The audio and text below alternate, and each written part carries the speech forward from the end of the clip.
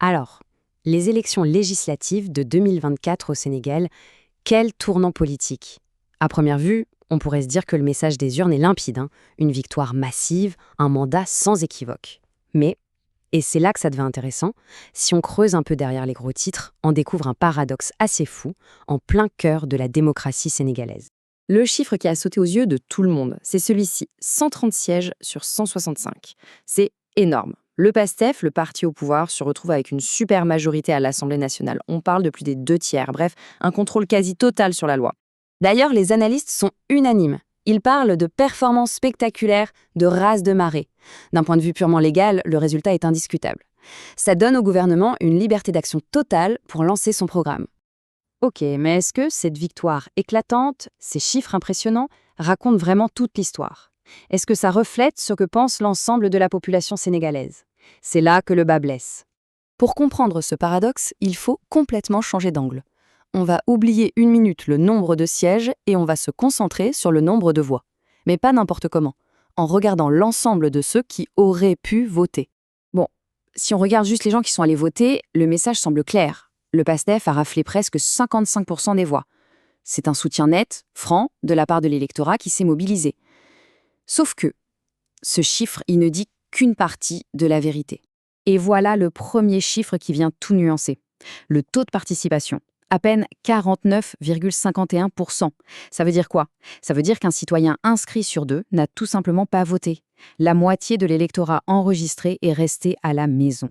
Et on peut même aller plus loin, parce que les listes électorales, ce n'est pas tout le monde.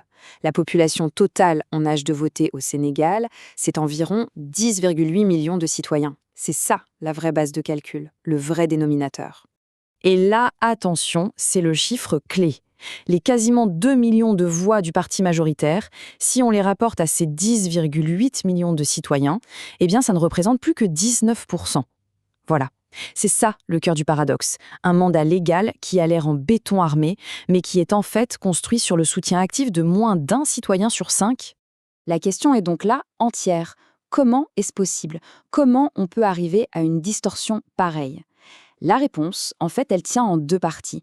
D'abord, cette immense majorité silencieuse qui ne vote pas, et ensuite, les règles mêmes du jeu électoral. Allez, on commence par la première partie de l'équation, ces fameux 80% de citoyens qui, d'une manière ou d'une autre, n'ont pas pesé dans la balance. Et ce n'est pas juste de l'abstention, c'est bien plus complexe que ça. Les raisons sont nombreuses en fait. Il y a les barrières administratives, un vrai casse-tête pour s'inscrire sur les listes. Il y a aussi une méfiance, une défiance même, qui grandit envers les politiques, et ce sentiment que, au fond, voter ne change pas grand-chose.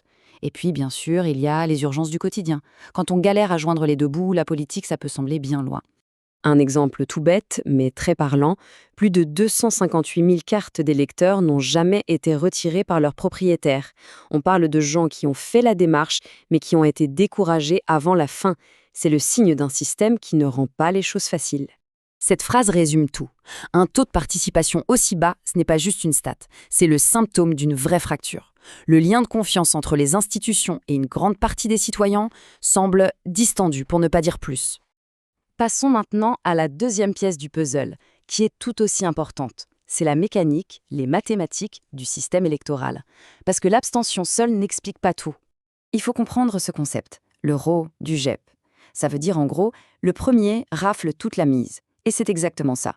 Dans beaucoup d'endroits, la liste qui arrive en tête, même d'une seule petite voix d'avance, eh bien elle prend 100% des sièges à pourvoir. Tout. Et regardez l'effet que ça produit. C'est saisissant.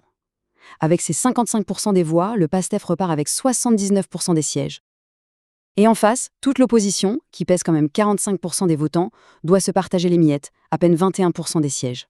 Un petit écart de 10 points dans les voix se transforme en un gouffre de presque 4 fois plus de députés. La conséquence, elle est brutale.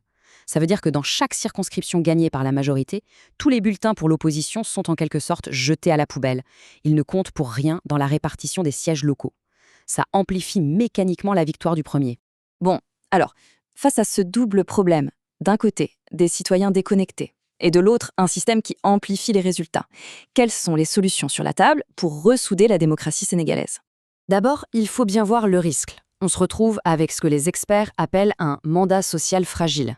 C'est-à-dire un gouvernement qui a toute la légalité et le pouvoir d'agir, mais sans l'adhésion active d'une majorité de la population. Et ça peut créer de grosses tensions, surtout lors de réformes difficiles.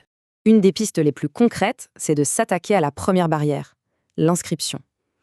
L'idée est simple, passer à une inscription automatique pour tous les jeunes de 18 ans. Comme ça, le droit de vote ne serait plus une démarche à faire, mais un droit acquis dès la majorité. Et pour changer le système en profondeur, il y a 2 grandes idées. La première, mettre plus de proportionnel. L'objectif, c'est de faire en sorte que le pourcentage de voix ressemble beaucoup plus au pourcentage de sièges. La deuxième piste, c'est de redécouper les circonscriptions pour que les gens sentent que leur député est vraiment proche d'eux, qu'il les représente. Au final, cette élection de 2024, c'est moins une conclusion qu'un véritable signal d'alarme. Elle met le doigt sur une déconnexion profonde entre le pays légal et le pays réel. La grande question maintenant, c'est de savoir si le système politique va entendre ce message et se réformer pour réintégrer cette immense majorité silencieuse, ou si la fracture va continuer de s'agrandir.